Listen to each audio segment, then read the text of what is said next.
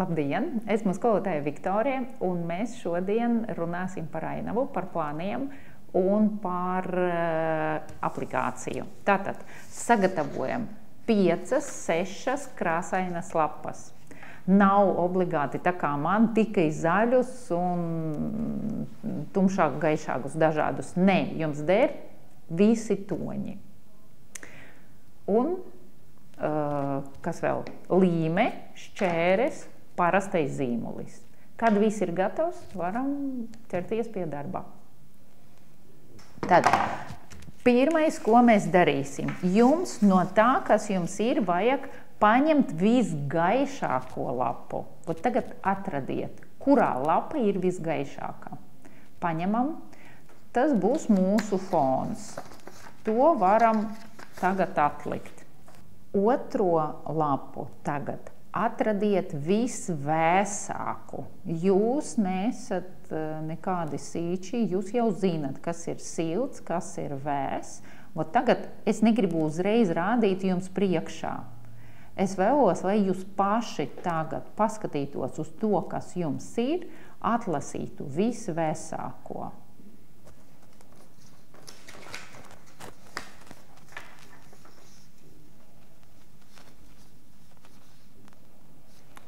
Un ar to mēs taisīsim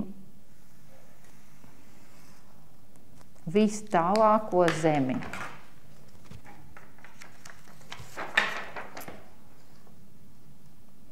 Tātad, tagad drusku akcentēšu. Man ir līnija, un šoreiz es centīšos šo līniju saglabāt.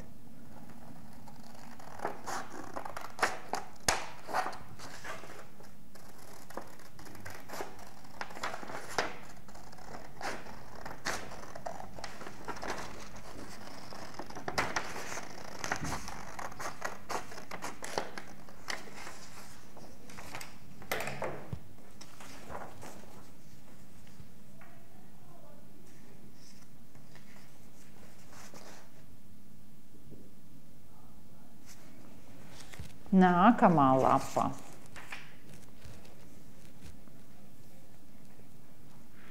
Nākamo atradiet to, kuru mēs 100% varam un jebkurš var nosaukt par vidējo zaļo. Ot no tā, kas jums palika. Ot tas ir zaļš.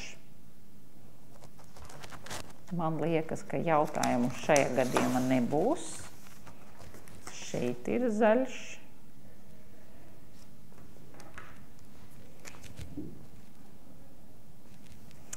Un šeit mēs veidosim zemes siluetu ar maziem objektiem, ar objektiem tur tālu.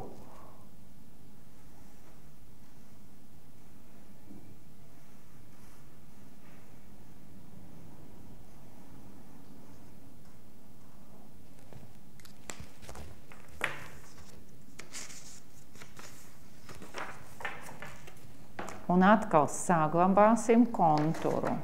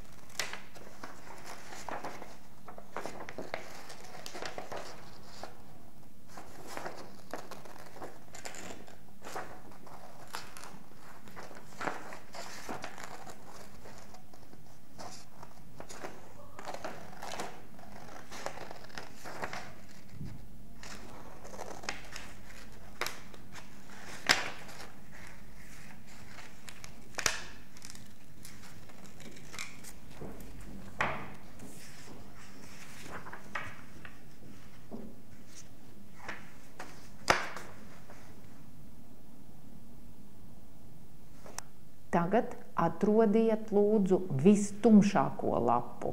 No tā, kas jums ir. Ja jums ir tumšie brūnie, tumšie sarkani, tumšie violetie, tie ļoti labi derēs. Tātad vistumšāko no tā, kas jums bija atlasīts.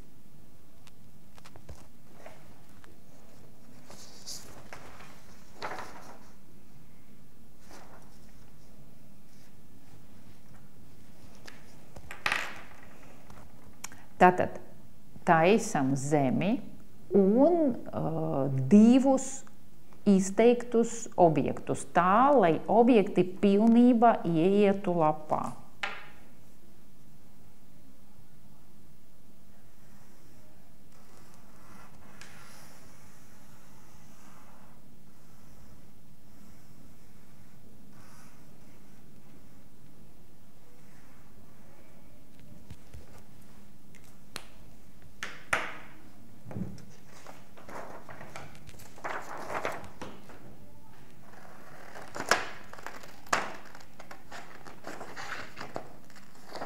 Izgriežam, saglabājam melno konturu.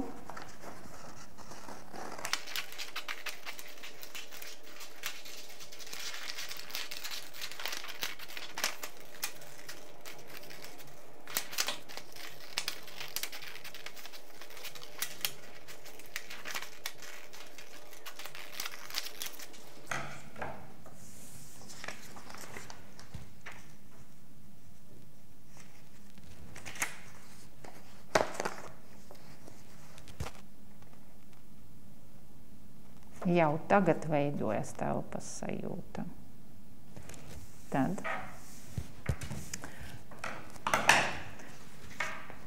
no tā, kas jums palika, paņemiet lūdzu, izvēlieties lūdzu to krāsu, kura būs košāka.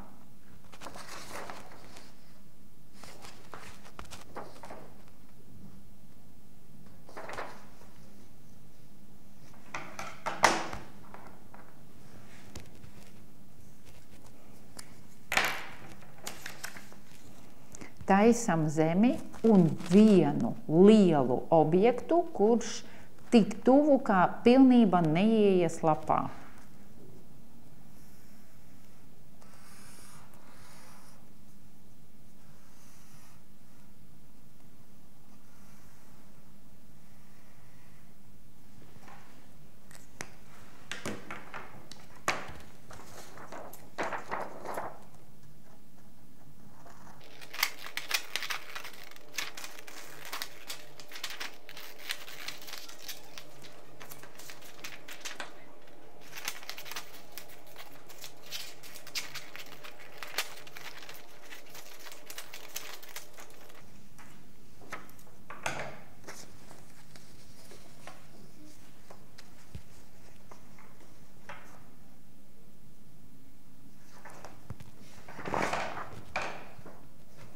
Un ar to, kas ir palicis,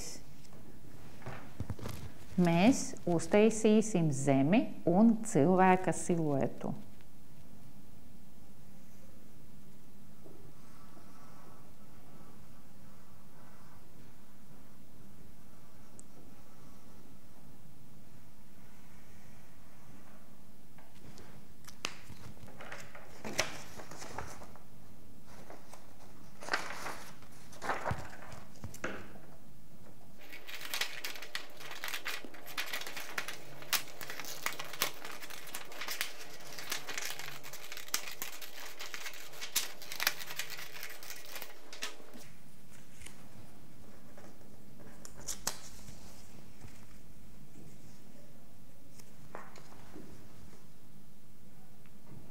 Tagad visu salīmēsim.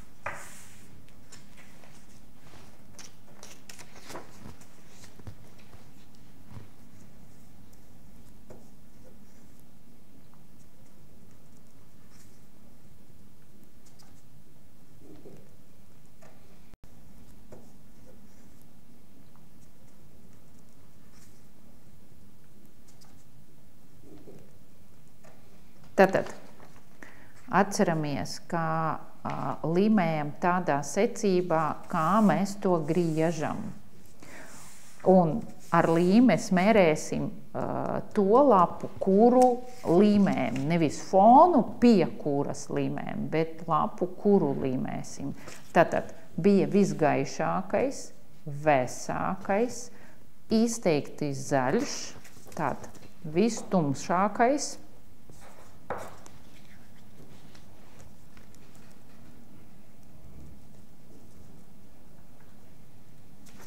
un nevajag saspringt par malām. Šīm uzdevumām tas nav svarīgi. Tātad nevajag tā kārtīgi līmēt ar līmi katru stūrīti. Šoreiz tas nav obligāti.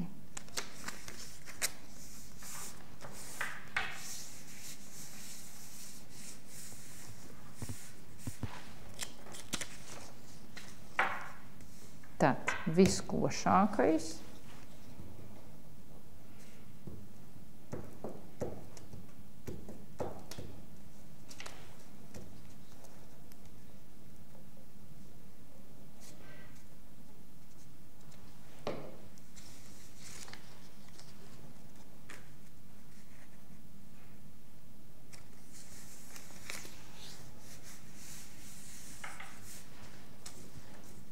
Un pirmais plāns ar cilvēka figūru.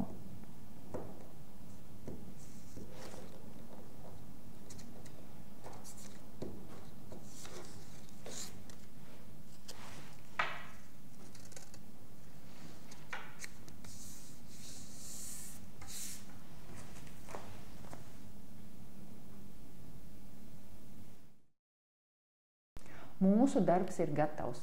Tagad paskatieties uz krāsu salikumiem un uz to, kā mēs analizējam toņus. Tātad krāsu gaišums, krāsu spilgtums un košums, krāsu vēsums vai siltums. Tas viss kopā dod telpas sajūtu.